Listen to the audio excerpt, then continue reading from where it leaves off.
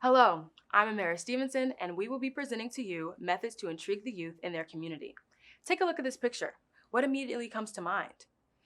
When I look at it, I see the dreary sky, the people in the crowd, but the message isn't quite clear. What if I were to tell you that this was posted by the unified government in Wyandotte County in Kansas City, Kansas, in order to promote their third Friday art walks? But that goes completely overlooked by the youth who need that opportunity and engagement. Now, every day we are bombarded with multiple outlets fighting for our attention. And right now, the UG is failing at that fight. So, how can the UG engage and involve 14 to 24-year-olds in their community and local government? Hi, I'm Nadia Smith, and here are problems that led us to our challenge statement. The biggest problem that we identified was the fact that there's a huge disconnect between the local government and its community. We feel that using different levels to reach out to those communities would be important, such as culture, age, and different interest areas. Another thing that we recognized could be important was utilizing different ways to reach out to said communities, because not everyone has the ability to access social media, like myself. Another problem that we found was that our local government uses outlets of information that are not intriguing nor are they interesting in today's world. We made a survey and shared it with people that we knew between the ages of 14 and 24. One of the questions was, how often do you engage with your local government? About 9% said sometimes, about 34% said rarely, and about 56% said never. This proves our point that the youth community is ill-informed by their local government, especially since there was an option to pick often, and according to the graph, no one did. We spoke with two women, one younger, one older, about what they felt their children felt about Wyandotte County.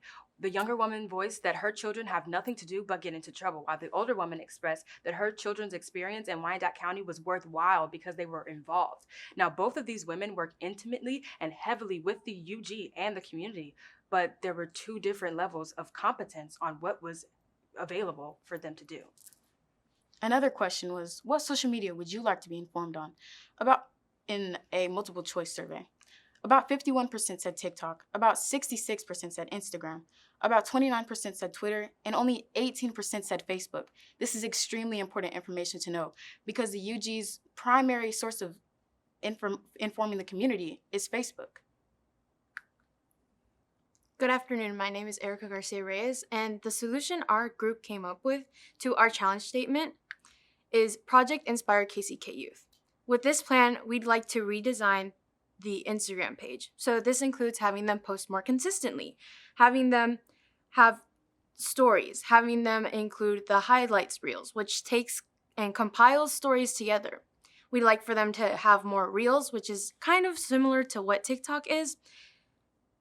And we also like for them to implement a content calendar so that the people running the Instagram page know what kind of content to upload on what kinds of days. We'd like for them to have a youth social media advisory board where they take the age demographic that we have identified, so which is 14 to 24-year-olds, brainstorm ideas on what can be uploaded on Instagram or their other social media pages, and to give them feedback on what they can do better and let them know what they're doing right now.